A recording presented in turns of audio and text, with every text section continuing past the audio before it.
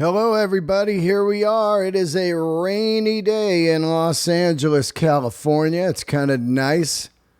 Radical fucking storm last night. Fell asleep around 10:30, and at 12:30, it just sounded like bombs going off. Very unusual for Los Angeles. Just bombs of thunder, crazy wind, and nonstop lightning. So that was kind of fun. Shaking up my little dog Gertie.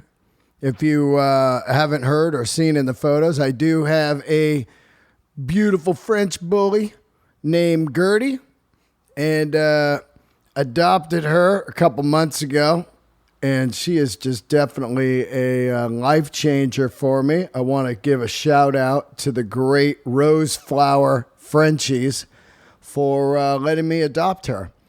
Roseflower_Frenchies. They've got a great Instagram, and they are fantastic people. And Gertie is 4, and she is great. Took her out to the desert this weekend. I was out in Joshua Tree, and the great Mark Maron came out, and Ian Edwards, both fantastic humans. Couldn't think of a better way to spend my Christmas than out in the desert in my favorite Airbnb called On the Rocks. A lot of people are asking where that place is on Airbnb. Just go to their Instagram, OTRJTREE.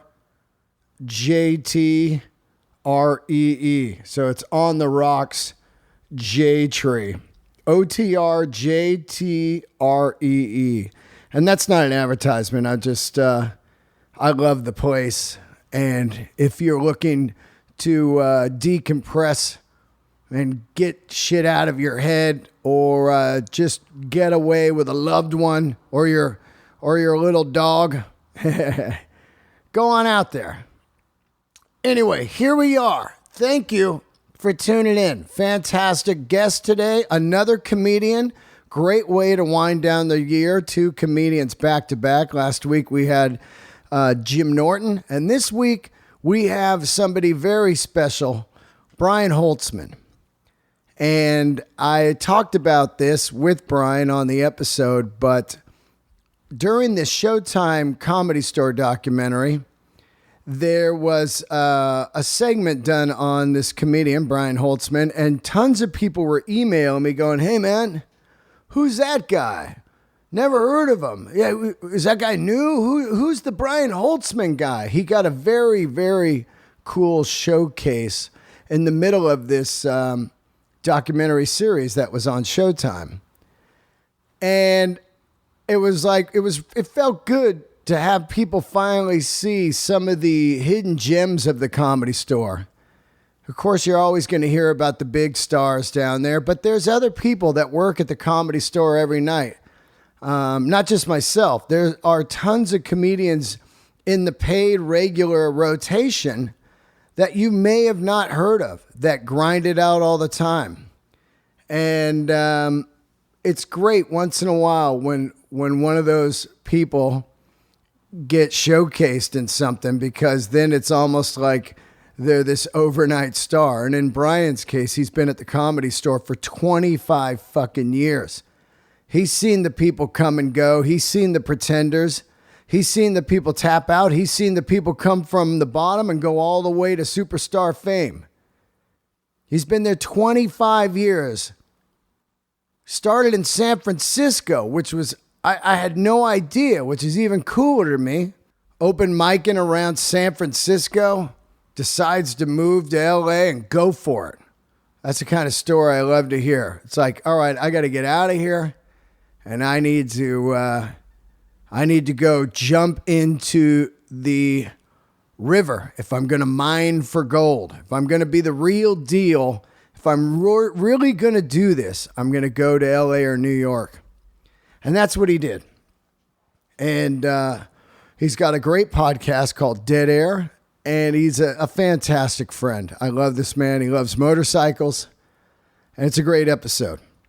Before I do get into Brian here, I do want to say, watch that documentary if you had not seen it yet. It came out a few months ago.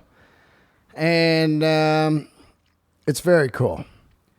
Let's see. Shout out to the new Patreoners. I've got a Patreon. It is patreon.com/Dean Del Rey, okay? And I'm going to be putting up my top 10 records of the year this week on my Patreon and talking all about that. I have over 95 bonus episodes. So there's a lot of bonus episodes, and you can also join me every weekend if you are a Patreoner on my Zoom Fest, where we just hang out on Saturday nights and talk about records, comedy, what else? Movies, books. We did the Dean Del Rey Book Club last week, which was cool.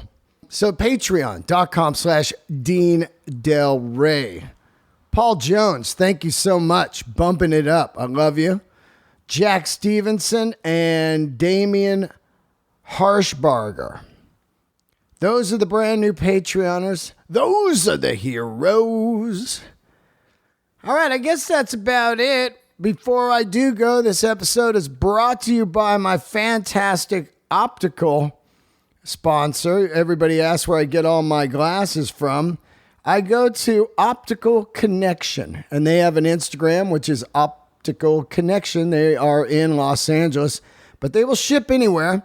If you call them or email them and use the code DEAN on your purchase, you will get a great discount.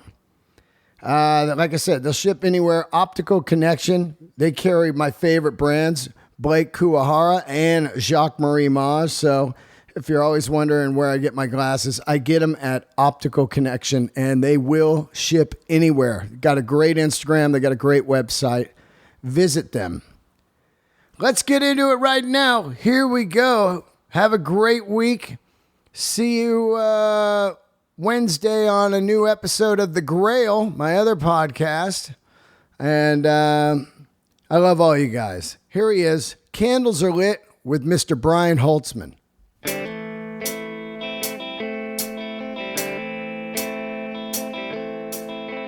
There are these times where I want to sit down with someone that I look at as a high watermark in comedy and find out how they got started and their whole story. And I felt that this was a great time to do it with you. Mr. Brian Holtzman is my guest today because you were on the Comedy Store documentary, and I just love that they showcased you. And people were hitting me up going like, who's that one guy? You're always at the store. Who is that guy? Never seen him. Don't know anything about him. Is he new? Is he a new comedian? That kind of stuff. And I was like, all right, let's get Brian in here. And thanks for having me. Yeah, we were going to do it a few weeks ago. And a little thing called COVID was out there. So now we're just like, fuck it, let's do it. It knocked everybody's socks. I'm glad to be here. We finally be able to make it happen. And hopefully we're at the tail end of this pandemic, this worldwide scourge. Yeah. Is that the word they use? Scourge? Yeah, right. Yeah. Planet bummer, I like to call it. You know, just a little, you and I don't know how old you are, but we're like, hey, wait, we don't have a year to take off. You know what I mean? Yeah, that's for sure. But, I'm glad you decided to have a comic on. Yeah, I do. Usually you do the rock and rollers and music, right? And actors, directors, and people that create stuff, like build stuff. But, I love having comedians on that I want to pick their brain. And, at the Comedy Store, you don't want to be like, so, man, how did you start? That's just dumb shit. You just, but on a show, it's great to find out everything about you. We first bonded over motorcycles. Right. And I find the great things at the Comedy Store are, when you're new there like me, you're like, I don't know anybody here.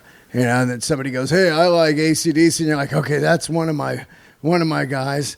And then you came up and said, wow, great motorcycle. And we talked motorcycles for days. You remember your first motorcycle? Yes, the first motorcycle I had was in I think I had a mini bike on Long Island, but I don't count that. Half the time they were illegal, and you had to run away from the police if they saw you on it. Yeah.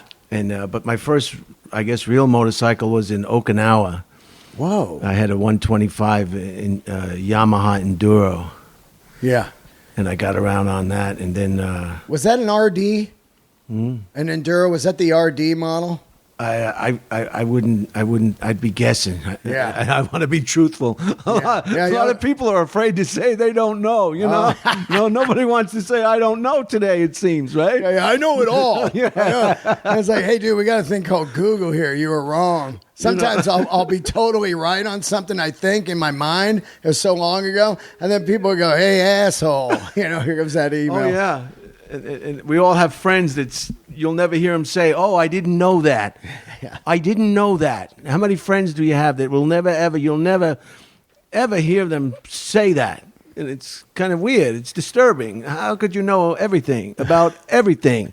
It's true, right? It's like, I remember because my first dirt bike was, I had a mini bike like you, the homemade one. This guy, Dominic, sold it to me for like $13. Had the Briggs and Stratton. Yeah, you pulled it. Yeah, right.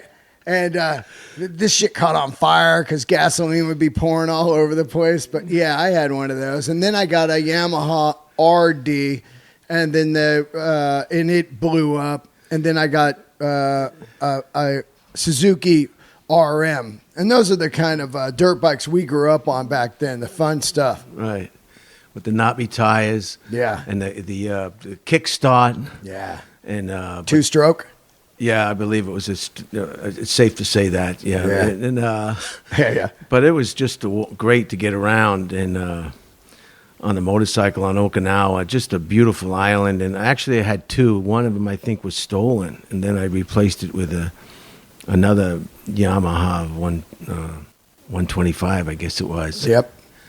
But I still have some photographs, and I really loved it. That was my first motorcycle. What were you doing in Okinawa? Were you a military family? Yeah, I was in the Air Force. No, I was an enlisted airman. Oh, I got you. I did my basic training in San Antonio, Texas. Then I went to Chanute Air Force Base, Illinois, near Champaign, Illinois, the college town. Yeah. Flat, huh? Yeah. Flat, Yeah. just flat. And cold as all hell. And wind. Oh, yeah. Just nothing to block wind. That's when I first saw my first dominoes. Oh, yeah? This was back in 1980, 1981. They had a whole fleet of little Pintos, dominoes, and they were going around the base like crazy. And I never saw dominoes on Long Island or growing up. Yeah. I guess that's when dominoes perhaps started. I don't know, back then. I was just talking about that. Remember, they have your pizza there in 30 minutes or less, or it was free. And steaming hot. Oh man! And sometimes they'd be late, and the driver would shut me. You go, "Sorry, dude, you're late." And he'd look at you like, "Fuck, I got to use your phone." He'd come in, use your home phone, call. I was late, and they just gave you the pizza. Yeah, I remember that. Right. And then that's right. That was a campaign they had. If 30 minutes or less, or it's free. Yeah. So then from Chanute, I went to McGuire Air Force Base, New Jersey, and that was pretty comical because my father thought he was getting rid of me, and I was stationed an hour and a half or 2 hours away. So every weekend I was coming home and getting loaded and drunk, and he was like, "Oh my God!" Then I went to Okinawa for the rest of my time, 2.5 years. And what were you doing in the Air Force? A mechanic, a pilot? What I were was you doing? Ground support. No, I wasn't a pilot. I was, ground support, stuff like that, Did you go to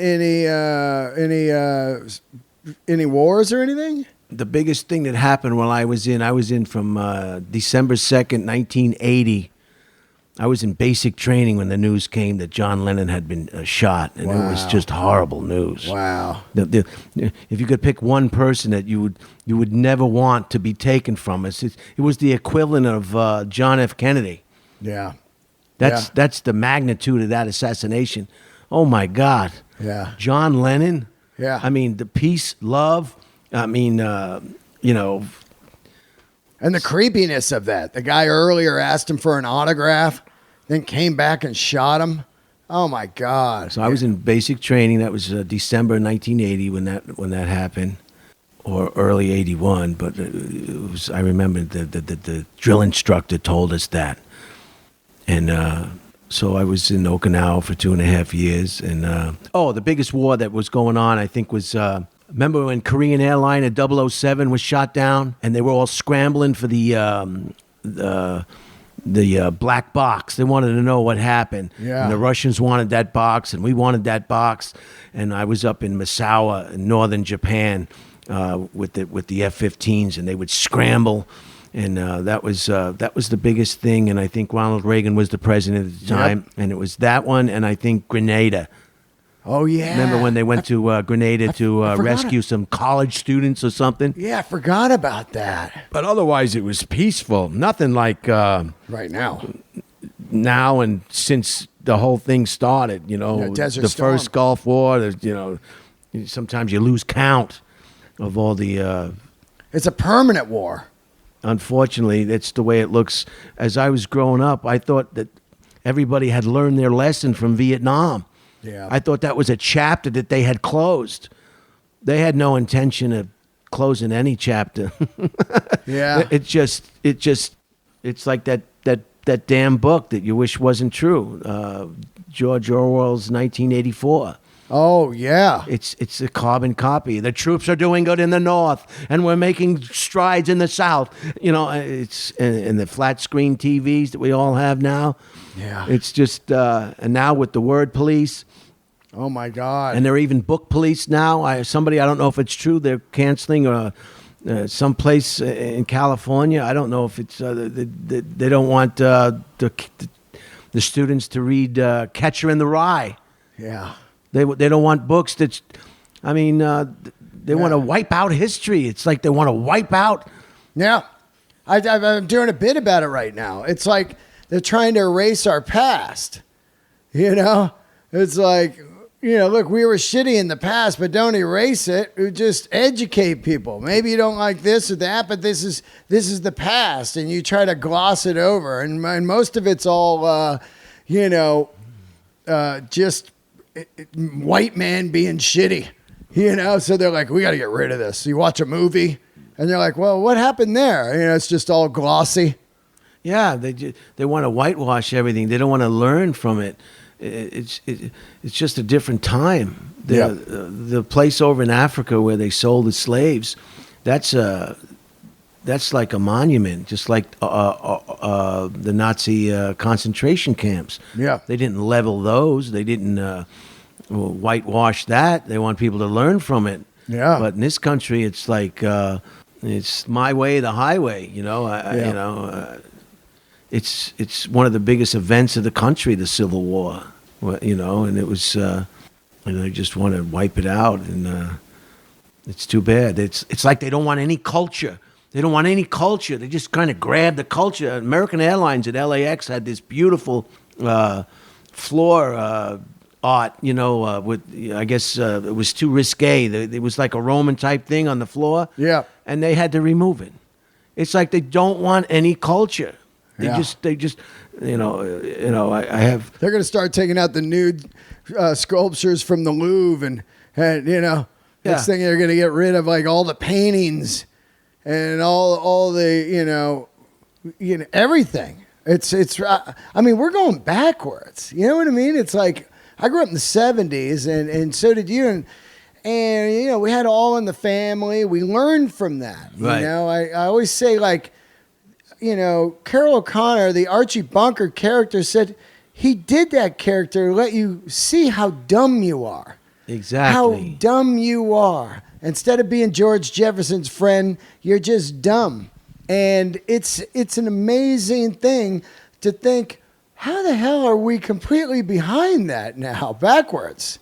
It's wild. They're not letting there's no critical thinking. They're not letting anybody decide.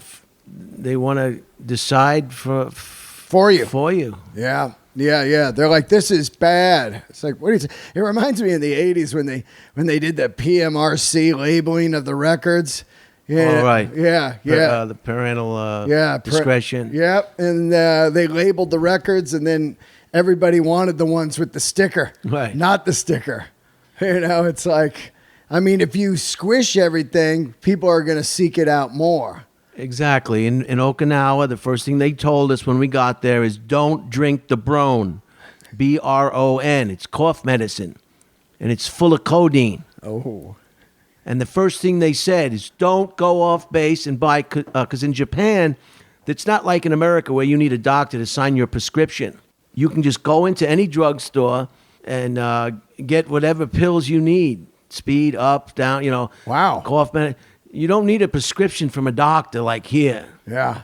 So anyway, the first thing all the GIs do is what? They go downtown and people, they'd find guys with their foot lockers full of empty bottles of Bron. They would take them back to the barracks. Yeah. And it was just a really, really super good high. That's cool. It tasted like licorice. It was only a bottle, like maybe a little bit less ounces than your regular bottle of Kind of water. like a Jägermeister. Right. Right. And yeah, that's got that kind of taste. And man, that was a pretty good high. That was like, it was just, I can just explain this. Like, I guess it's why people shoot heroin all the time. It gives you that. Oh yeah. I've never done any of that, but I guess I'm guilty of doing some cough medicine in Okinawa. Yeah. Yeah, I remember I got my appendix out and they gave me the morphine. I'm just laying there in bed, in the hospital, and the morphine hits you, and then you just go like, oh, I get it. I get why these guys are out, just full junkies. It's like that movie, Barfly. Oh, I love it. Is that the one with the fighting? Mickey Rourke. Man, and they were doing heroin. The woman was on, and they were just feeling no pain. I love that film, man. I love that film. Oh, he kept fighting with the bartender. I love it. Yeah. That's Frank Stallone. That's Rocky's brother. I love him. I love when he comes in and he comes in. He goes, man, you fucking. They go, hey, you got to get a job. He goes, I got a job. I'm the new maitre d' at Musso Frank's. And then he grabs that guy's sandwich. He starts eating it, and he's like a goddamn seagull. Oh my God, that's my favorite line. Yeah, that's a great movie. That's fantastic film. And I went through that Bukowski phase where you're like, I'm going to be a drinker during the day and write, comedy and poetry and lyrics on the hate street, When you're out there and you get out of the service, I know a lot of guys that just stay in Japan. They just loved it. I've been to Japan twice. I absolutely love it. Especially Tokyo. I go crazy there for the fashion and the music. They have there all these bootleg stores and the electronics and all that. Were you ever thought like, man, I'll stay here? No, I didn't think I was just going to separate. I wanted to be a civilian, not knowing that being in the Air Force is like being a civilian. Yeah. So I got out to be in the civilian world and didn't know how good I had it. But I got out, and then I got a series of jobs, and that didn't pan out, of course. My friend worked at Merrill Lynch in Wall Street, and he got me a job there. And you're living in the city or Long Island? No, I was living in the basement of the parents' house on Long Island. Yeah. And I went to, and my father, they bought me shoes and the trench coat and everything, and Merrill Lynch. And I went there, and I was just right out of the Air Force, and this big woman said, why'd you get out of the Air Force? You got to work here forever just to make, it was real one of those things. And I was like, oh, and it was a desks, it was they were cursing like banshees. There was a desk. It was like being in school. There was a desk here, and then a row of desks in front of that one, another one in this big room, and they were all on phones and cursing. And I said, this reminds me of being in school. This is not going to work out. So I went to lunch and just went home. And the guy who got me the job had to take some heat for that. He said, what happened to him? And then my father saw me coming home early, and he knew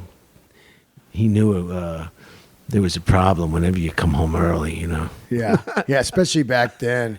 Boy, the guilt would be fierce, huh? My mom would be like, you don't call in sick. Yeah, I'd be a little sick, and I was still living at home I was doing landscaping. Where are you originally from? The Bay Area. Okay. You know, so I'd be like, I don't want to fucking work today. I got all my work ethic from my mother. You know, like I've done almost 5,000 spots doing stand-up. And people go, man, you got great work ethic. I got it from my mom because she's a single parent and she's busting her ass. And if I'm not going to bust my ass, you're the fuck out of this house, you know? Not in a mean way, but more like I let her down. Which is really crazy to think about, you know? I know. Every show I see, you're on the bill. No. You are working hard. You are working freaking hard. I try, man. I'm trying to catch up, you know? I mean, so you quit that job at lunchtime, and then you home, get a yeah. series of jobs. What were some of them? Merrill Lynch, what else? Another one was a manufacturer of hydraulic equipment on Long Island. I didn't like that. That didn't last. And then, so finally, I put in an application with the Secret Service in Washington, and I was already up to the next phase of the employment process. Was I think I went for the written test, and then. I think I even went for the physical. I think the next thing was the lie detector test. That started at 19,000 and change. Wow. Uniform. You'd be in uniform, Secret Service, and that was. And then I also had an application in at United Airlines. That was my big goal. Yeah. Go in the Air Force, learn a trade, get a job at the airline, and travel. This was before I had any inclinations of doing the comedy. And that was just, and I realized something about that. That's what was in my mind. That's what I wanted to do. And that's why it happened. Yeah. Yeah. And, you know, they have all these self-help books about self-realization. It's always the I same think that's thing. what it is. Yeah. Vision boards, The Secret, all that shit. Like I've said stuff. I remember I was trying to impress this girl years ago. And I go, I'm moving to L.A. And she's like, yeah. I go, yeah, I'm going to do a Tarantino film. And she's like, oh, yeah. And I was just throwing that out at her. And later I did one. Like, it was like 20 years later, but it was like, holy shit, I remember that right now. Yeah, so I did that. I got the job at the airline, and The CIA thing didn't work out like the lie detector well, test? the United started more money. Oh, I got you. So I just took that one. That started, I think, at just below $13 an hour. And what were you doing there? Just the maintenance, you know. Yeah. And free flying all the And then time. free flying. And so that was a lot of fun. And then and that brought me up to the Bay Area, San Francisco. That's where their big maintenance base is, you know, next to SFO. Oh, yeah. It's yeah. huge. You see it on your way to the I airport. do see it. And it's still there today, I believe. So you transferred up there? That's where they hired me. Oh. That was where I had to report. And where were you living? Like Daly City or something? I lived. The first apartment was at the John Muir Apartments, on near what was it, Lake Merced there? Yeah, Lake Merced. Yeah. Near the zoo and the golf course and all that nonsense. And then I went to Sloth. You know Sloth near the zoo. Oh yeah. Then I went from there to the You're Sloth. out in the avenues. Yeah. Sunset. And then I went to. Then I found a place that now you probably couldn't even afford. I couldn't even afford. It was on Chestnut Street, right in front of the middle school, the Marina Middle School. Yeah. Oh, I know that right there. Yeah. And there's the Safeway there, and there's the Round Table Pizza.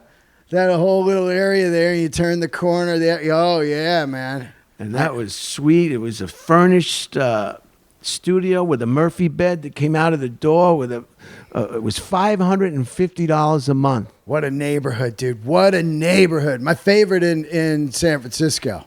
Then right after the earthquake in 1989, during the World Series, Yep, A's Giants. I transferred back to New York. Really? Just because I wanted to see what it was like to be making some money and being in New York. Yeah. And I made a mistake. Oh. The snow was high as hell, and it was freezing. I was in the basement with my parents working midnight shift at JFK, so it was before 6 months had expired. So if it was before 6 months, you could go back. Really? Before you had to bid, Right. Which could take to forever. get a slot. Yeah, I get it. So I went in the office and I told the guy, I said, I have a girlfriend in San Francisco and she's pregnant, and I want to be with her, and keep it under your hat. And they shipped me back, thank God. Wow. And that's what brought me back to the Bay Area. So you're living in San Francisco. I love this story, man. Like, we might have crossed paths somewhere. You know what I mean? Right. I lived on 10th and Cabrillo. I also lived in Lone Mountain next to Geary's Best Buy and Mervin's and all over there, Pine and Larkin. Right there in the lower Knob Hill. Just gross, But I don't know if you remember this, but I remember late or mid 80s, I guess, that comedy boom in San Fran, the San Francisco comedy competition, right? The KMEL, Bobby Slayton, Carrie Snow, Alex Bennett show. Bobcat had came out of nowhere and taken over. And Robin Williams and all that shit. Were you around during that? My time frame, as I can remember, is Warren Thomas won the San Francisco comedy competition. Right. If you could narrow it down from there, and I was on the last leg of the Holy City Zoo before they closed. Wow. I got to do the open mic there. And before it closed shortly after that. I actually saw Robin Williams once there, performing there. Wow. Because that was. Yeah. But it was somewhat of a jaded town, because after Robin Williams blows through, anything coming after that, it's not even going to hold, you know what I mean? It's Robin Williams. I mean, geez, what a juggernaut. So I remember Bobcat exploded in San Fran.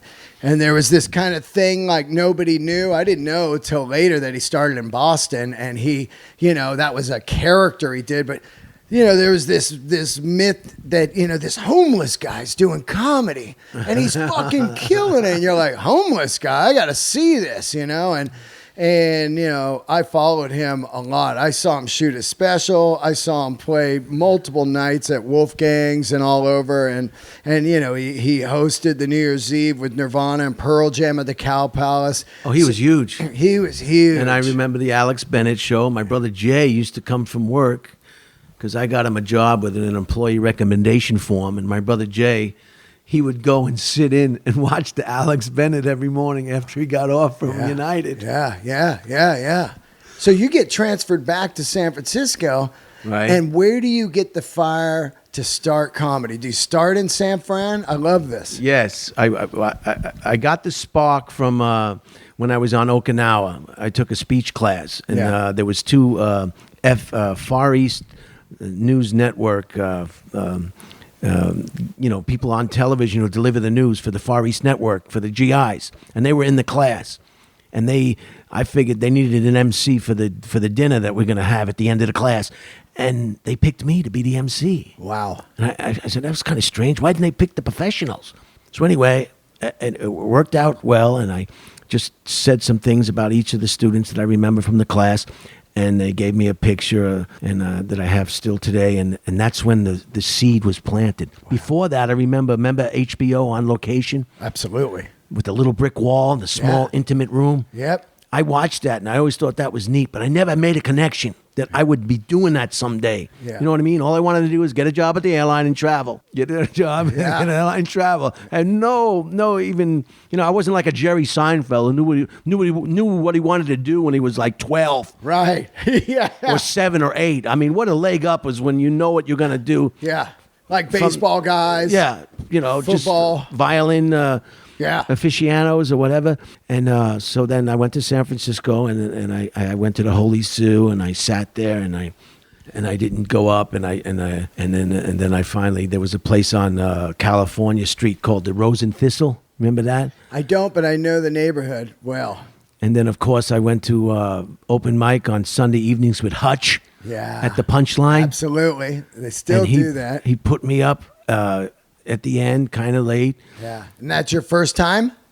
Not the first time. I was still doing, we had a group of guys, 3 or 4 or 5 guys, and we used to just do open mics every night, just having a ball, you know? Yeah. Just having a ball. I mean, just driving and just doing the open mics continuously. There's something so magical about that, right? It was great because we didn't care and we had nothing to lose. Yeah. And you don't know what you're doing. and you're just with your buddies, and you're bombing or you're doing good on and off. You're just trying to figure it out. And then you go to like, you go down and you go to like Mel's and eat all night. Go like, God, that one joke was killer you did. How about that place, Clown Alley? Clown Alley. Hell Is that yeah. good food or what? You yeah. go in there shit-faced. Yeah. You go in the Clown Alley. Yeah. Oh, man. I love Sparky's too. In the Castro, Sparky's was an all-night diner in the gay area. And they had this thing called the Rocket Shake. Get it every night. It was a fucking vanilla shake with chocolate-covered espresso beans grinded up in there. And you drink that and it'd be like fucking speed. You'd be like, yeah, Hold on here a second, Brian. I got to read a quick public service announcement.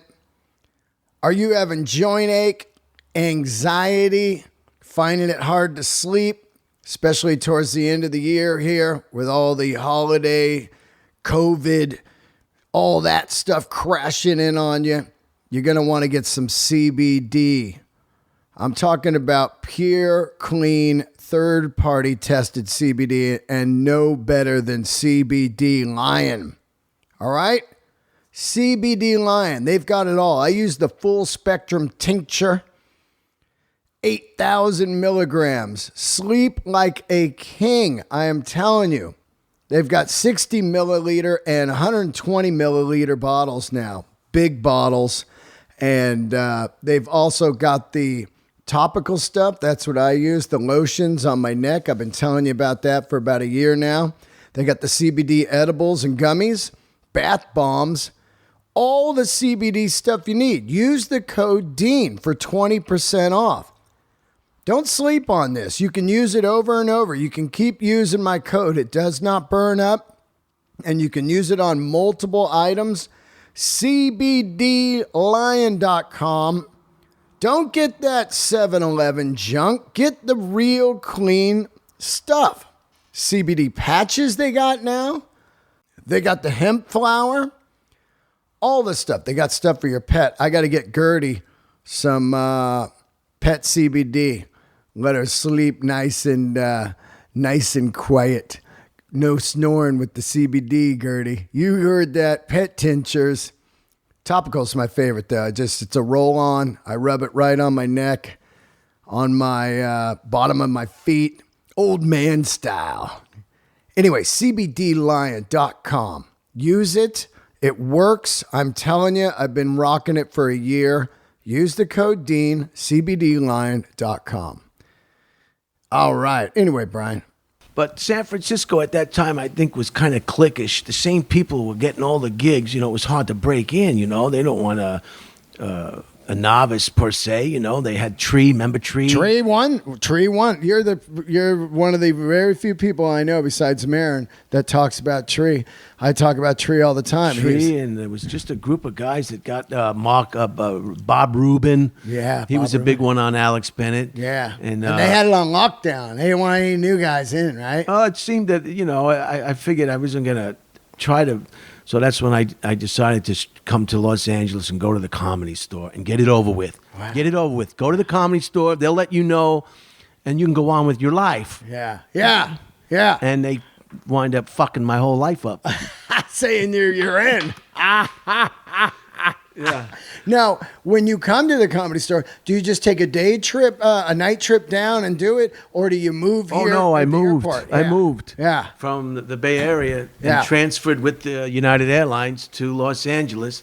I got an apartment across the street on Olive, the French Hill Apartments behind the Madrion. Yeah.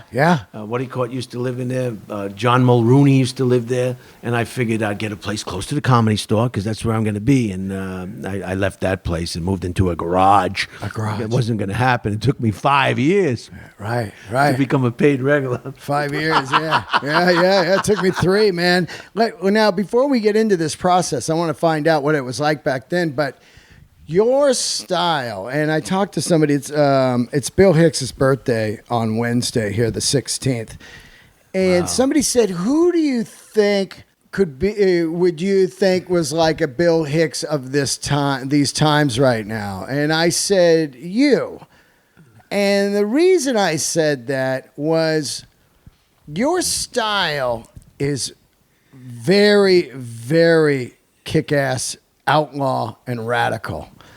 And you up there and you're saying the shit that people want to say to their bosses, to their loved one, to their, people at the grocery store. You're saying what they want to say, but they can't.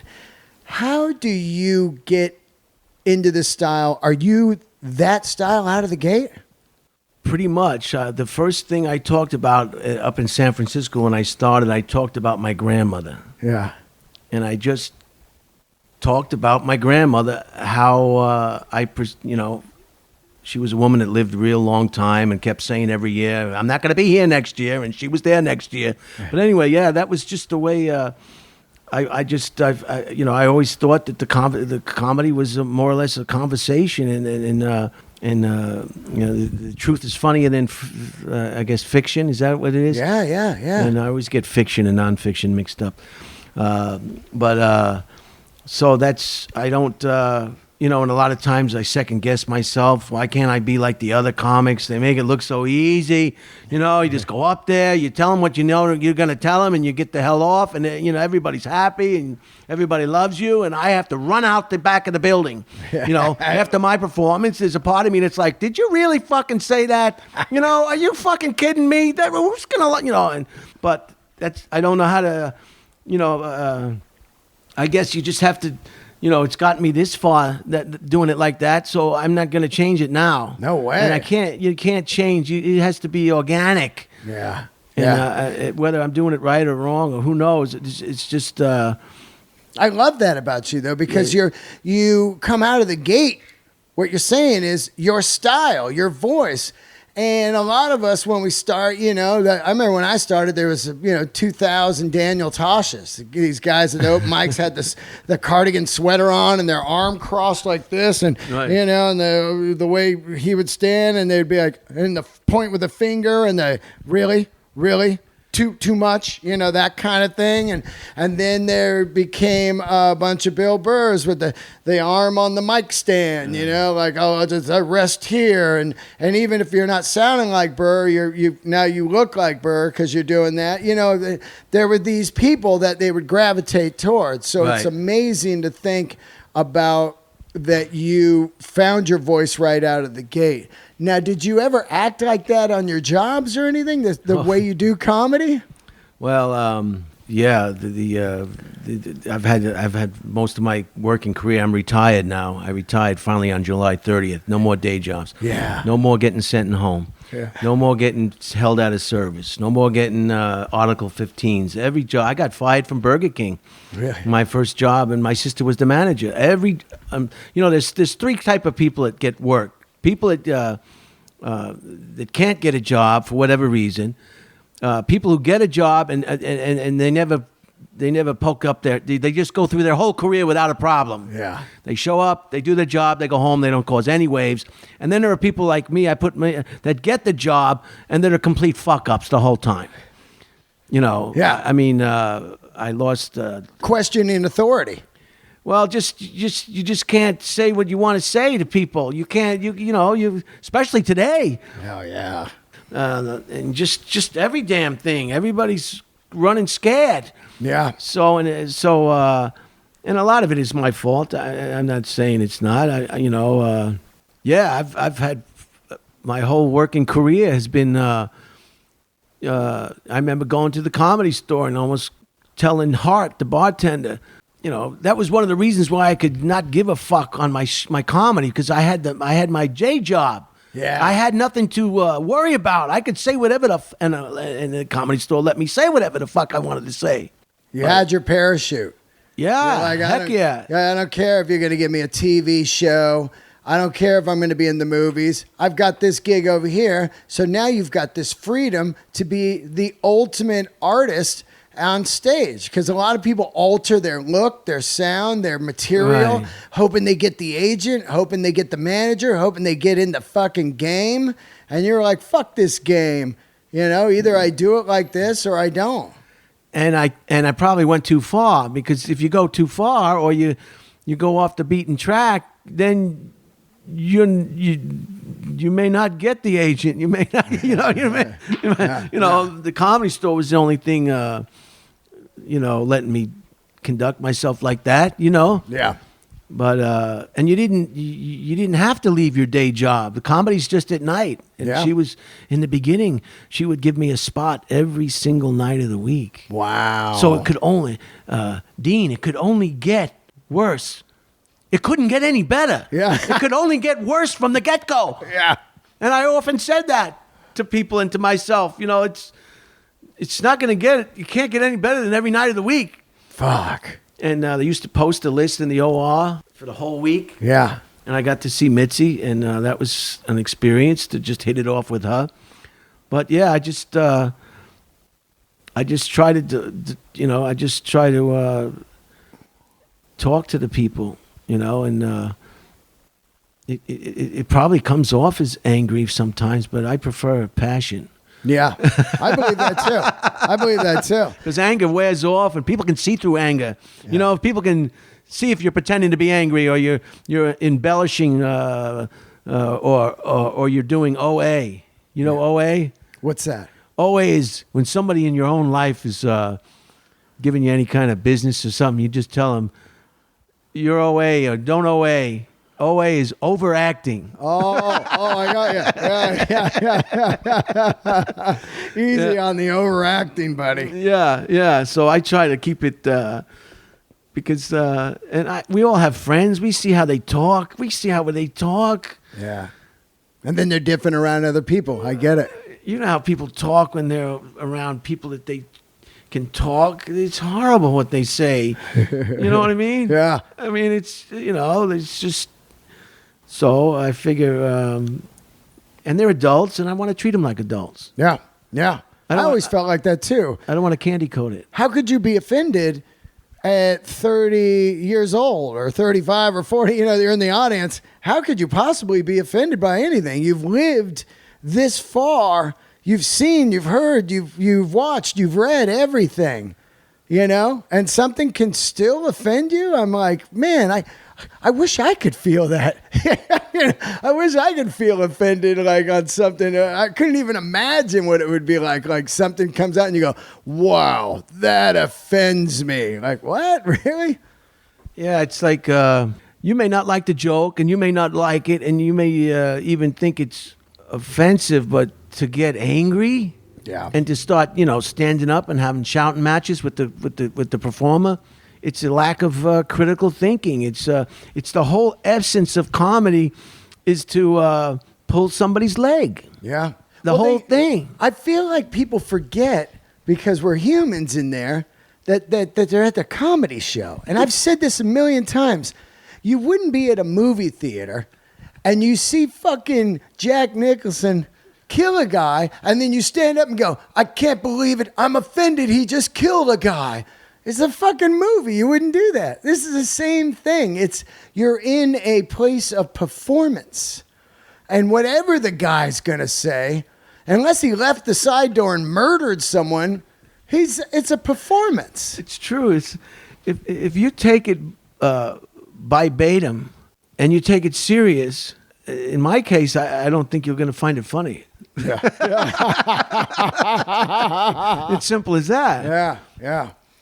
Run me through your first day at the Comedy Store. You get down there, because I remember mine. You walk on the patio. You don't know anyone. You're a fucking stranger. You got the cliques in every corner. People are looking over. Who the fuck is that guy? And you're just there. You don't know anyone. I didn't. I'm sure you didn't. You just moved there. Run me through what was that. You come down to the potluck and sign up? Yeah, they used to have it on Mondays and Sundays and Mondays. Yep. So I would go down there and I would sign up, and I would just hopefully get on, and that went on and on and on, and Are you only going to the store? No, we did a place called the Natural Fudge. Right. I think until I got to be a paid regular there, I was still doing open mics, when I was doing Monday nights. And, another guy who came up with us was Jamie Kennedy. Wow. He was in the same. He was running in your group? He was in the peer group. It was Jamie Kennedy. It was the little tiny person. I know midget is a bad word now. Watch it. Watch it, buddy.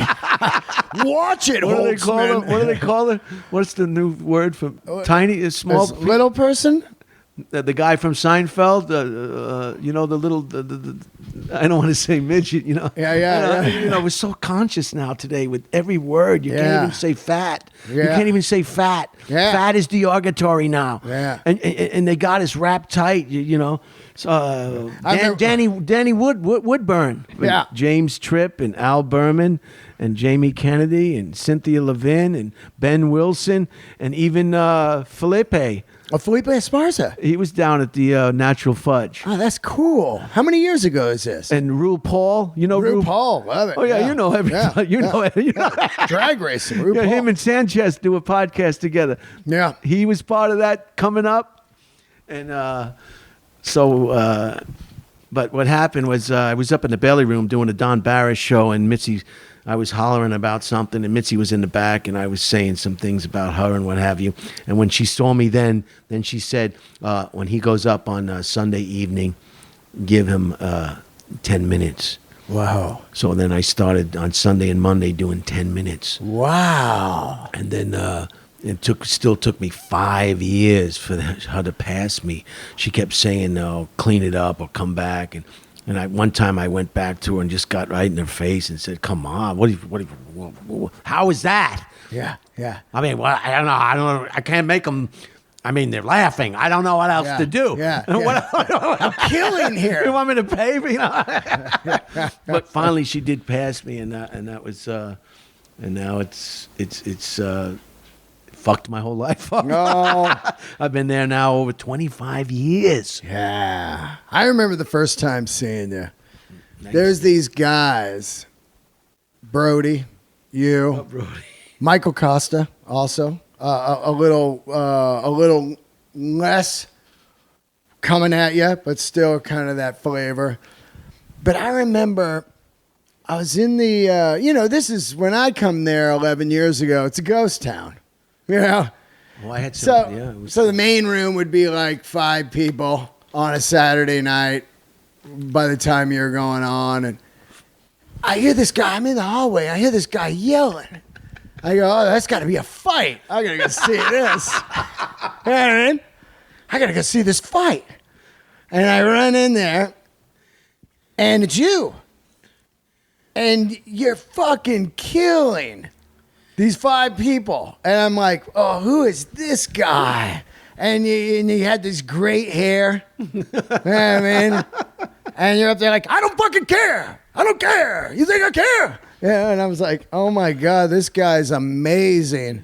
And I fell in love with it because I remember that day too. I was like, I'm going to start fucking screaming and yelling too because I'm angry. And I was like, I can't just do that. Like, what are you, Holtzman now? You know what I mean? But there were times on stage where I really wanted to be Holtzman. But what I would do is just kind of take the spirit of you or Brody and even an Al Madrigal, because I would see him blow up on people, and I would work it in my own way that I could.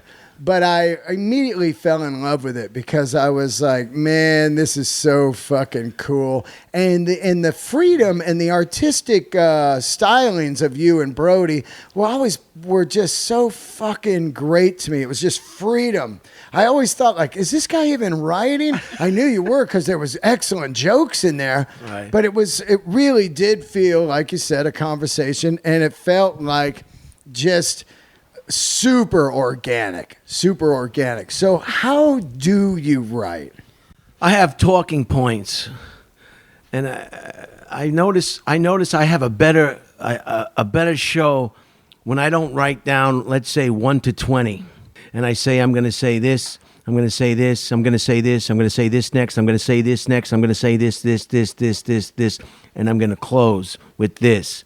I have a better show when I just have it in my mind. Because just like you and I are talking right now, we're not talking off a list. Right. When you go to a party, you don't talk off a list. You wouldn't talk to somebody for 5 seconds if they were talking off a list. Yeah. If you thought they were robotic in their exchange, you would just not have it. You would move to another conversation. And I just, I started making lists, and I realized you're not having. If I'm thinking about what's on that list while I'm performing, then I'm not going to be fully available Engaged. to you. Right. So I can't have a list. I have talking points in my head, things that I want to come up. And then while I'm talking about stuff, other things come up.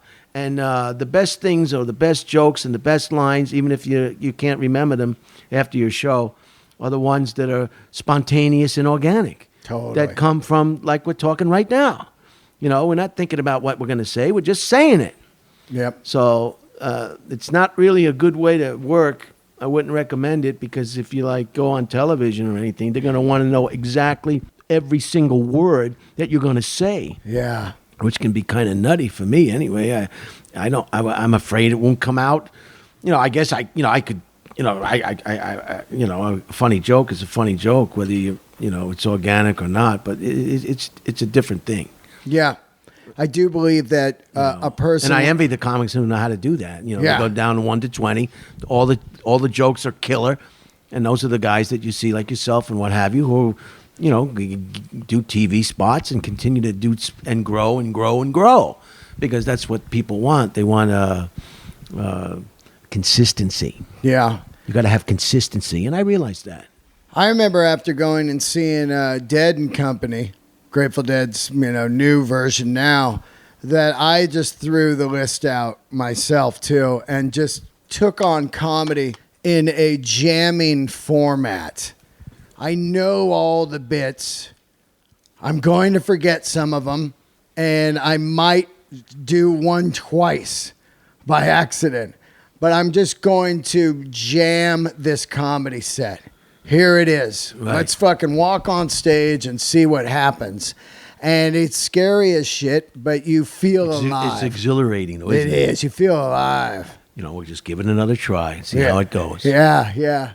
When you start to work at the store, were you going on the road at all or anything? Or were you doing road days? Because I've never known you as a touring comedian, or were you featuring for anybody? What was going on? I used to go to La Jolla with Alan Stevens and Charlie Hill, and Charlie Hill's passed away now, and Rick Wright, the guy with the guitar. Yeah, I know Rick Wright. Yeah, from Pee Wee. Right? He had the kind of fucking, wasn't he in Pee Wee's Playhouse band? He might have been, yeah. He lives in London now, so they used to take me to La Jolla all the time. And Wild Willie Parsons, do you know him? Love him. He took me down there once. He was he was taping an album, and he wanted me to go up first, but they rejected me a bit. And but no, I haven't. The roads. I suppose I'll do better now. I went to Alaska twice, and I wasn't satisfied with what happened there. I went to a club in Wrigley's in Chicago. Oh, yeah. And the air conditioner was broken on the night that I was going to perform. Oh, so my everybody God. is hot as hell. I mean, hot as hell. And then I'm not a big fan of 2 shows a night or 3 shows a night, because then you get into did I say that already? Yeah. You don't know where the hell you are. Yeah. And so you, too, are very... it takes a lot to perform for you. So to do 2 of those, I couldn't imagine. And then I opened up for Vicky Barbalak in La Jolla. Oh, wow. Cool. So that was fun. It was her audience, and I knew that. Yeah. And and I worked with the one who eats the crackers, Betsy Sickline. I don't know her. Betsy Sickline. Right. I'm mispronouncing her name, of course. I'm sorry, Betsy. That's, yeah. I was just, you work at the Comedy Store. I mean, when you work at the Comedy Store, the comedy club in the mall in Chuckles in the middle of bumfuck, nowhere. Yeah.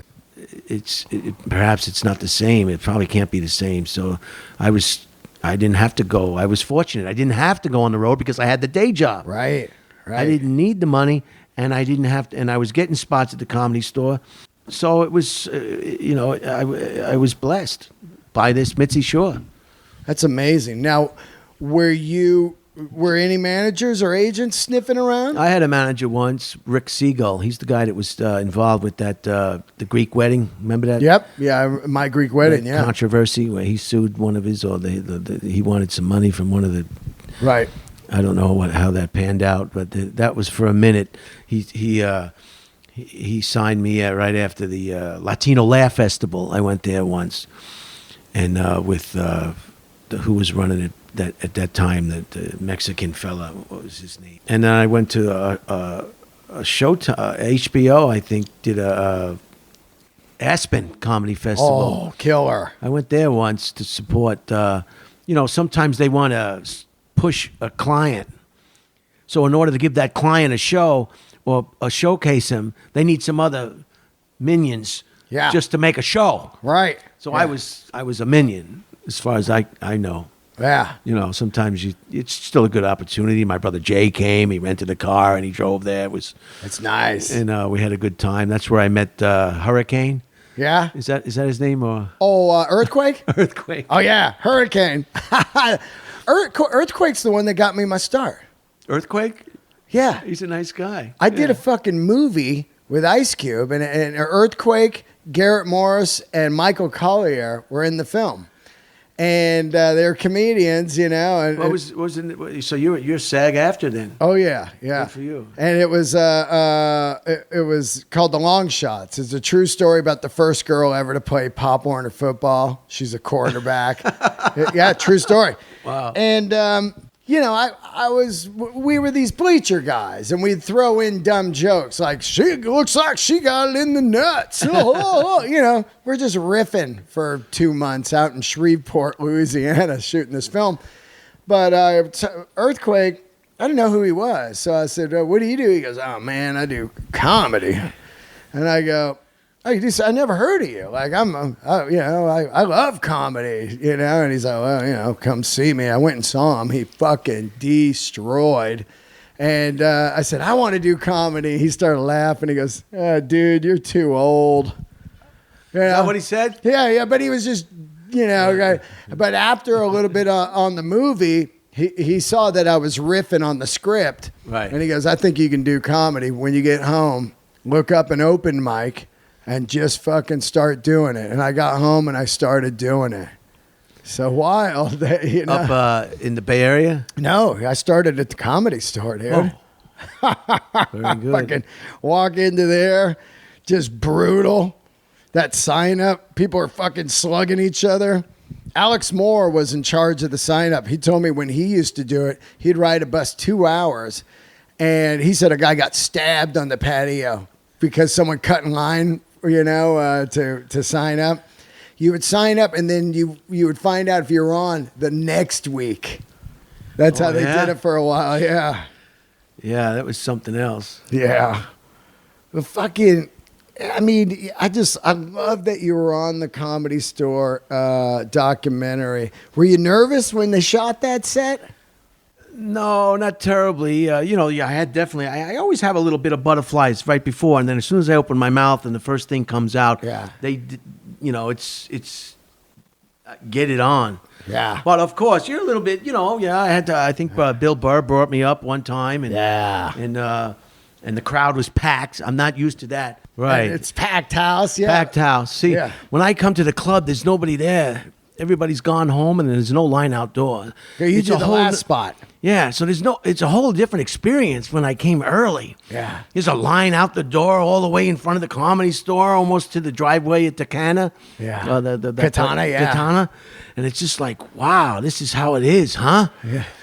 And the place is packed. Yeah. I'm not used to that. Yeah. I'm more comfortable with I'm the opposite of most people. I don't mind 14 people. Yeah. But 350, you better bring it on. Yeah. You better bring it on. I know. So it was a lot of fun, and I'm happy that they, Mike Binder, had enough confidence in me to showcase me the way he did. I mean, he really hit it out of the park for me. I couldn't have asked for a better.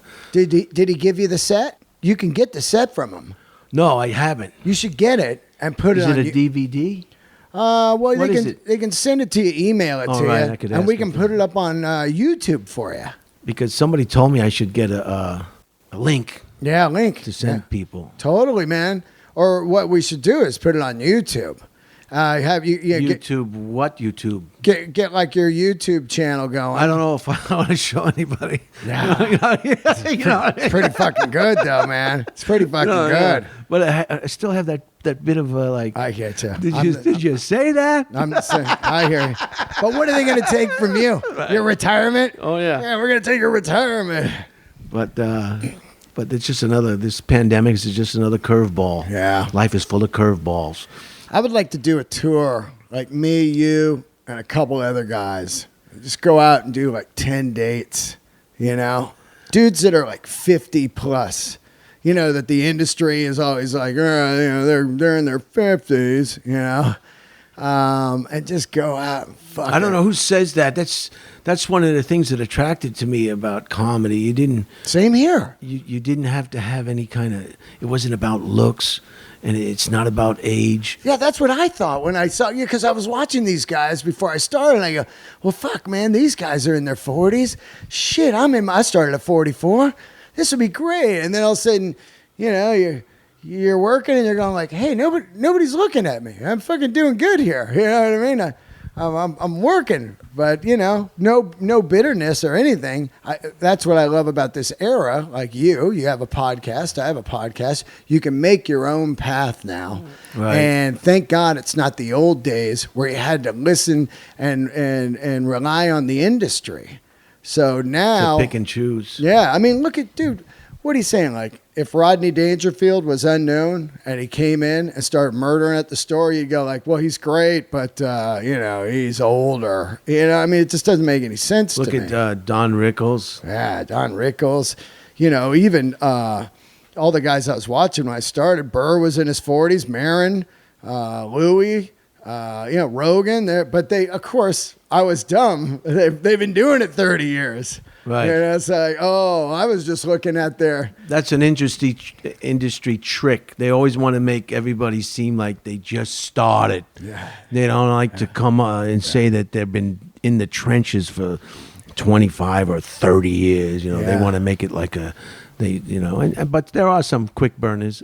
Well, that's the more of the story I want to hear. You know, like I was really hoping that Binder was going to show my story of 44, because he told me his pitch was, I want to show you anybody could get on this patio and something could happen at any age or whatever if you have the drive and the will. You know what I'm saying? So I really like people knowing my age. I didn't know that I should have hit it because I'm always like, dude, I started at 44. Right. You know, people are like, oh, don't tell anyone your age. It was like, what? This is great. It'll inspire other people to fucking get out of their shit jobs and go try something, you know? Right. You brought your CDs. I love this. Yeah, I know you're music. Yeah, and you're a music guy, right? Yeah, I love it. I love the last concert I went to was at Dodger Stadium with. It was unbelievable. I just drove there and I was prepared to buy some tickets outside from a scalper, but there was still tickets available on the floor. Oh, killer! And it was Billy Joel. Ooh, but get this. Yeah. Guess who came out and performed? Pink. Oh, wow. Pink. Yeah. I never heard Pink before. That beautiful woman. I mean, great voice. And wait till you hear who else performed. Who? Axl Rose. Oh, wow. Wow. What a surprise. Wow. Huh? Isn't that cool when like a guy like Billy Joel and his type of genre. Yeah. And he lets those people come on. That's great. That's great. What a voice that guy has. Holy shit. He does a once a month, pre-COVID, one night every month at the Garden. He just sells it out every month, and he'll have a guest come down like Brian Johnson from AC/DC or somebody, you know, and you don't know who it's going to be. Right. I just had the Billy Joel drummer on the podcast, Liberty. What a great guy. Oh, yeah? Yeah. Where does he live? Long Island, dude. But now he's in Brooklyn. But yeah, he's out there. Yeah. You know, it's amazing. I wonder if these guys... Oh, and I went to the Jones Beach Theater and saw... what's that band with my brother Jay? It was my brother Jay's birthday, and they sound just like they sound on the radio. Fly Like an Eagle. Steve Eagle. Miller. Oh, Steve Miller, killer. Steve Miller and the guy who used to do. Do you know Eric Clapton? Oh yeah, Eric Clapton. With the not Eric Clapton. The guy who used to do with the that special horn. You know. Blues Traveler. Do you know who you are? Who? Harmonica? Yeah. Who is it? He's bald now. He's been around for...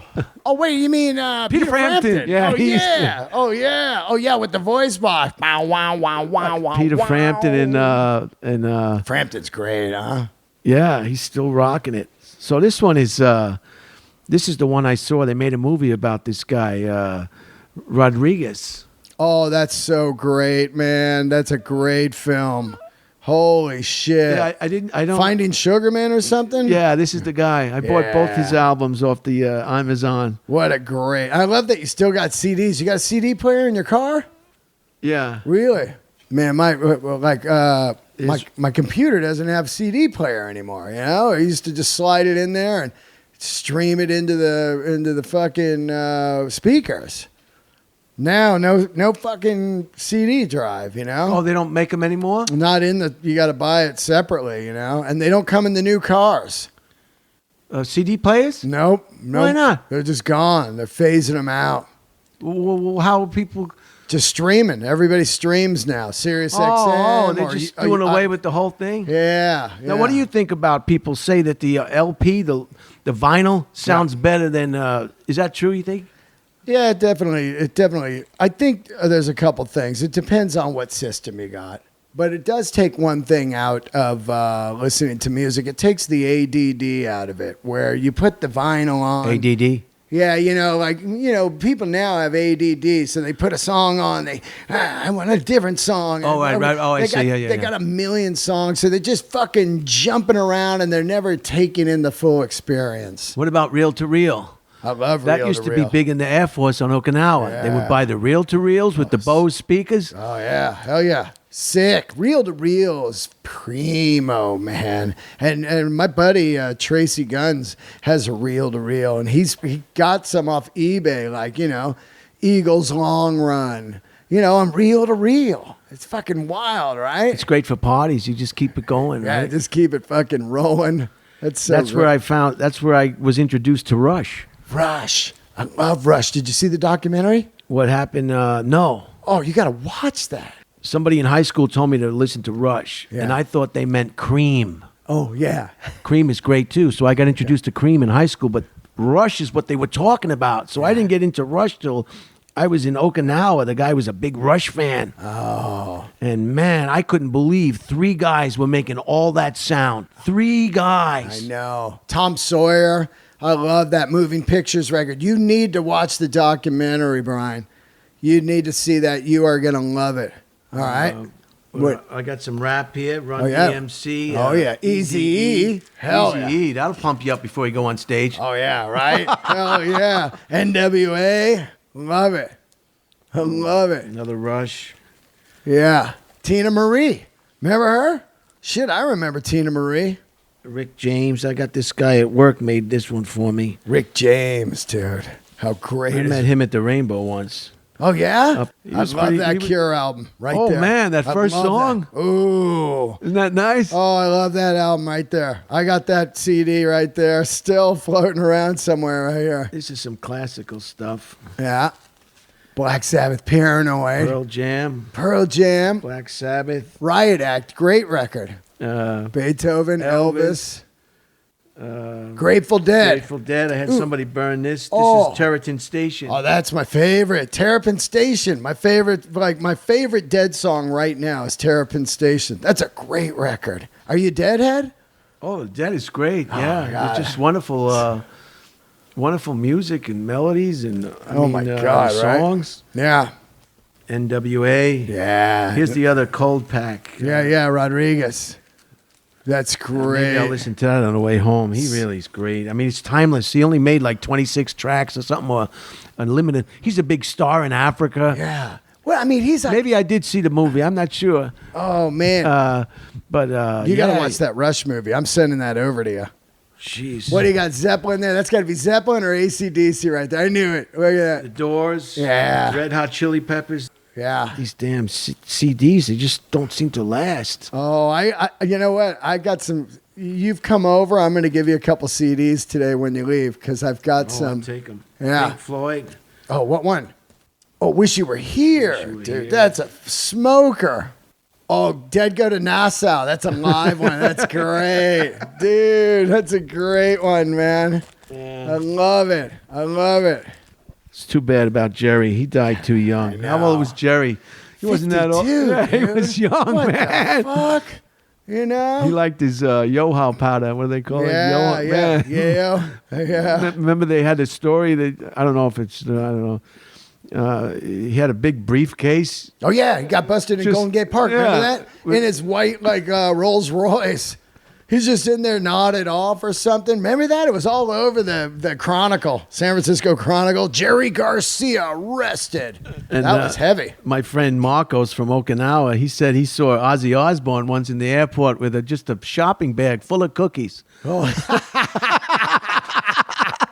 Just a shopping bag full of cookies. fucking cookies. I love it. Here's Ice Cube. Yeah, he's the man. He lets it all. He leaves it on stage. He's That my fucking favorite guy. besides Chuck D. Those are He's my yelling. I like when they're yelling yeah. the tune. Oh yeah, that's the Brian Holtzman. It'd be great if we took some of your bits and put beats underneath them. I said, "Look at me," you know. Boom, boom, boom, boom. I said, "Look at me." This is Johnny Cash. Yeah, great one. This is the one I think he might have made with Rick Rubin at the end. Oh, that's a great record. Yeah, the Cash. I mean, you can hear it in his voice, you know. I love it, man. He does like the covers, like 9 Inch Nails, and he does Rusty Cage by Soundgarden. You know, I'm gonna take my rusty cage. Oh man, What a voice, huh? yeah, I'm telling you, Ring of Fire. Oh God, sick. And then what is this? Bad Company. Oh yeah, great. Paul Rogers. Here's another Grateful Yeah, Dead. that's I good. hope I'm impressing you with Oh, my yeah. collection. That's Go to Nassau. That's part 2. you know. Okay. Whenever you got dead. Oh, did I live turn the stuff. page the wrong way? No, no. I think no. Oh yeah. Maybe Yep. maybe I did. This is a religious one, Matthew Kelly. Wow. Are you a religious guy? Resisting Happiness. I was born a Roman Catholic. I've been baptized. Yeah. I made my first Holy Communion and my confirmation. Wow. The only sacrament left to do is marriage, but I'm holding off on that one. I never got married, huh? No. I love it. You got a girlfriend or anything right Yeah. now? How long you had her? Oh, maybe 12 years. Wow. Yeah. Good woman? She's a Filipino, Rose Bautista. Yeah. So, she's she's probably praying right now. Now, this is Sinead O'Connor. Love it. Love it. I like when She's there's killer. when you just hear a voice. She's Yeah. got a fucking great voice. She's And I great. like the backbeat. It's pretty, I like it. Sinead O'Connor. Some people may. This is U2 live under a blood red sky. That's great. Live at the at Red Rocks, dude. Gloria, Party Girl, That's a fantastic Sunday, CD. Bloody Sunday. Yeah. Yeah. You ever been to Red Rocks? This is a real good one. Oh, let's see that. This I found out in Okinawa. We used to blast this every Friday. We had to clean the shop Yeah. on Okinawa, and they used to blast this. Yeah. Check this one out. Oh, the Moody Blues. Oh man, best you want to borrow that? Oh, you have that now? I got no player, but I'll stream this today and listen to it. The best Oh, of Moody that's some Blues. shit right there. That is the shit right Wow. there. That's sick. That's sick. I love it. The best of Moody Blues. I got one in the car that I don't have in this case that I've been playing over and over again. Is that Fleetwood Mac? Oh yeah, the greatest hits. Everybody knows Fleetwood Mac. Or Oh. you know what one I love, man? It's underrated. Fleetwood Mac Tusk. It's a great That's record. one of the songs. I know Yeah. with the band. Yeah, with yeah. With the marching. I love shit the marching band. You know, Fucking great. I don't want to offend anybody, but I enjoy the marching band at halftime Yeah. more than the game. I'm sorry. You know, that USC band. Have you ever seen them in action? Oh, fuck. Those guys, they come out with the 400 drums. Dun, dun, dun. Dun, dun, dun. Dun, dun, dun, dun, dun, dun, dun. Dun, dun, dun, dun, dun, dun. and they're going like, fuck yeah, man. And your buzz is coming on. They're like, man, it's hot out. I saw them once at the Berkeley Cal game up north in the Bay Area. In the USC they were playing, and they had the band. It was just like the echo and the acoustics of the... And did you ever used to go to Candlestick? Oh, yeah, I've been there how a great couple was of times. that? I love that shithole. With to see the Giants. Yeah. And I've been to the new stadium. Oh, yeah, same here, Levi. Yeah, terrible. You don't like it? I didn't like it. I don't like to see the water out there and the people in the boats? I just pretty nice. No, that's Oh, no, Pac Bell, you mean? Oh, Yeah, no, yeah. I love that. I thought you meant the new one. Oh, I haven't 49. been to that no, one. No, Pac Bell's my favorite park on the Isn't planet. that dude. nice? That's the best park on the planet. It's like every seat's a good seat. Oh, come on, dude. You're just there. You're eating like a clam chowder sourdough bowl. You know, seagulls are coming down trying to battle you. And you're looking at the Bay Bridge. Oh, my God. Bonds is rocking homers in the Bay. Bring it on. That's entertainment The guy right out there. in the back, and the guy with the kayak trying to go he's out there trying with to the get net. those balls that were worth like $100 Oh. grand. Allman Brothers, New York City, 71. That was a tight band, huh? Oh, come on, dude. The Allman Brothers? No one touches those guys, dude. And this is The Cure. God. This discrimination. Oh, this is great. This is their best record right here. That's their best record. Hands down. Some tiki music. I love your CD collection. Tiki, Joe's Ocean, Under the Midnight Sun, whatever that one was. So great. And then here's some stuff. Madonna. I see the Madonna right there with the horseshoe. Yeah, some of these I get from the guy from the Comedy Store. What's his name? Danny? No, Shakalaka Bongo. Oh, yeah. Shakalaka Bongo. He's always selling shit. Yeah, remember he used to be $1 and then he raised it. Nah, man, I got to get 3. Boom shakalaka. Las Vegas Nights, Las love you. Vegas. I love you, dude. Shakalaka Yeah, these are chaka. shakalaka. This is some Asian music. When I go to Chinatown, I heard something blasting, when they're selling out. Yeah. I said, what is that? I want that one. Yeah. Zeppelin. Let's talk a little bit about your podcast. You got a podcast. It's called Dead Air. Yep. And what do you do? Your topics on it or anything? You just interview people? I have interview people. Hopefully you'll I'll be on it in 5 minutes. I'm Red there. Band is moving to Austin, so I have to decide what's going to happen to Dead Air. Yeah. Well, you got to keep it going. And Beck. Oh, that's the greatest record right there. Mellow Gold. This is another good one to listen to before you go on stage. Come on, man. That record. Hey, you idiot. Yeah. Mellow Gold is fantastic. Yeah. Who's Greatest Hits? Alanis Morissette, Jagged Little Pill, a I masterpiece. haven't listened to that in a That's while. a great record, Brian. Let's see this. That's a Corn. must. Oh, man. I You know. like Corn? Corn's great. How great is Corn? I couldn't believe it. Shut your mouth! Yeah. Shut your mouth! Shut your fucking mouth! So good, man. So good. I love how he comes on. You're just like, what the fuck? No one was doing that when they came out. No one was doing that, Brian, coming out. Holy shit. It makes what's his name look tame. What's his name? Black Flag lead man. But Rollins. It makes Rollins look like Paper Tiger. Paper Tiger. Oh my God, unbelievable! Now I have to be honest. Oh, wait, with you. let me see that last one. I think it's Johnny Cash right there. Yeah. Yeah, that's the Reuben one right there. Okay. Yeah. You know, you can tell that's the logo of Reuben's American Records right there. With the upside down American flag. It's great. Yeah, he used to live right up from Yeah, it's Pink the store. Dot. Remember that? Yeah. I used to see him. He was always chauffeured around Yeah. in the back of a black Rolls Royce. Yeah. You ever have any celebrities come up to you at the store? Oh, I met the guy from Scarface at the bar once. Oh. The guy who gets shot at the end, who was having sex with married his sister. Oh, yeah, that guy. Yeah, I love that guy, man. He looks cool. He looks We were he's very young. married. Yeah. Oh, my God. Who else? That guy was great. The host of a lot of comics that come in there and out of there. But Yeah, man. The store is so different. I guess Andrew Dice Clay. Everybody knows the Dice Man. Oh. Yeah. Dice Man. Yeah. Were you watching? Oh, and Richard Pryor. Oh, yeah. Oh, you met Pryor? Well, he used to Yeah, go of to the course. Comedy Store at the end. Did you ever talk to him? No, I don't think we ever had a conversation. He sat in the back there, and then they helped him on stage. Chewy helped him on stage. Yeah. It was towards the end when he was very frail. He had like right. 14 different diseases, the poor guy. Yeah. I mean, MS is just one of them. He had a lot of Fuck. conditions. And so I saw him once, and yeah. That's so cool, man. So I want to confess, some of these CDs are not mine. Yeah. They So- were, people are always losing these things. Yeah. Some of these have been found. Oh, yeah. While you're out on your job? I never bought corn. Yeah. I never purchased. I don't think I purchased any of these things. Maybe a couple of Led Zeppelins and a couple of them I had burned, for me, Yeah. like the Grateful Dead and Yeah. Red Hot Chili Peppers and some of them. But I have to be honest with your listeners.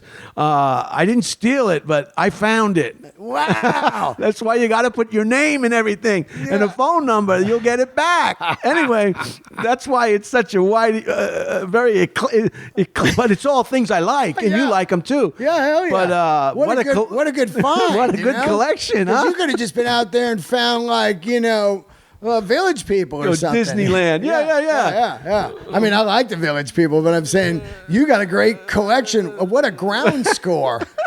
My buddy used to say that, ground scores, ground score. Got ground score 20 today. Found a 20. No, a lot of people spend a lot of money on music, and I was do. never that type of person simply because. You gotta have money. It's $20 a pop. Remember the days of Towered Records? Dude, $20 a CD. I remember it. It was like, what the hell? Right? Wasn't it? Yeah, because cassettes were like $6.99 and LPs were like $6.99. And then they went to $8.99. All of a sudden, the CD comes out as $20. You're like, $20? So- And you got to buy a player. Player was like $1,000 back then. That's nuts. You remember the Laserdisc? Oh, yeah. My buddy still has them, Ed Berman. He's got the Laserdisc movies, man. He still says it's the best format. Yeah, I know. Again, in Okinawa, I hate to keep bringing Okinawa, but I was watching Queen in the bar with Killers. the Laserdisc Yeah. on the big thing. Yeah. And you know how terribly ignorant I am a lot of times, all the time. I'm seeing Queen up there. Yeah. And I'm seeing the jumpsuit with the low cut thing where his whole chest is hanging out and tight. And I'm thinking to myself, man, this music is great. There's no doubt about it. We love the music, but I'm thinking, what's going on with the costume? Didn't know that the guy was a homosexual. Yeah. A big time, number one flamer. Yeah. So that was funny when I found out that's why he was dressed like that. I mean, the straight guys were dressing like that too, though. You know what I mean? You just had to wear spandex and fucking crazy shit out there. Even regular. Yeah, just package pants and all that shit. Just Is that what they call them? I call it Package- that. Just a package- fucking moose knuckle. Can't even breathe down there. Yeah, the Laserdisc, and they only lasted Yeah. no time at all. The Queen was one of the first Laserdiscs, I remember, because you'd be walking through the mall and they would be showing like this Queen Laserdisc, and it just was spectacular, man. It would draw you in like, whoa, what is that? Crystal clear. Crystal clear. It could have been any clearer. No, Clearer than any television, right? Yeah, oh yeah, and the audio was fantastic. For some reason, it was just like diamonds. Yeah, that was some early kick-ass technology, Because you go from like VHS tape to these laser discs, and you're like, whoa, what is that? But they were big, and they cost big money. I think they were like, The Laserdisc? yeah, I think they were like, fat. I think they were like $80 too. Some stupid shit. Well, I can't thank you enough for doing the podcast. Well, thanks for having me. Finally, we got it together. Yeah. Oh my God, and I really do mean that, Brian. You are an incredible comedian and Thank you, a buddy. great I really appreciate inspiration of freedom on stage. The freedom that you represent up there is something that most comedians are afraid of, because they get into this box and they don't want to get out of that box. And when I see you and I see Brody, these guys are just like, that's the fucking true definition of art up there in the comedy world, Well, thank you. And I love you, man. And I can't wait for this to open back up I'm excited about all the people that saw you on the documentary and will finally go and see what you are about, you know? And I do want to do some shows together. I think it'd be great. No problem. I'd be interested in that, and hopefully we'll get everybody get vaccinated, and we'll get back in the clubs and stop this social distancing and these screens and these petitions and these plexiglass and all this. Yeah. Yeah. I hope it's not going to be a new normal. I hope we get back to normal. I hope it's not new normal. I hope normal. it's not to take the shoes off at the airport for life, you know? Right. Yeah. Well, thank you. Thanks for having me, give them buddy. your Instagram. My Instagram is Brian Holtzman, right? sometimes you do it and it's taken, and then I got it right here. Here it is. It is Brian Holtzman. Here we go. His Twitter is Holtzman Brian, HOLTZMANBRIAN.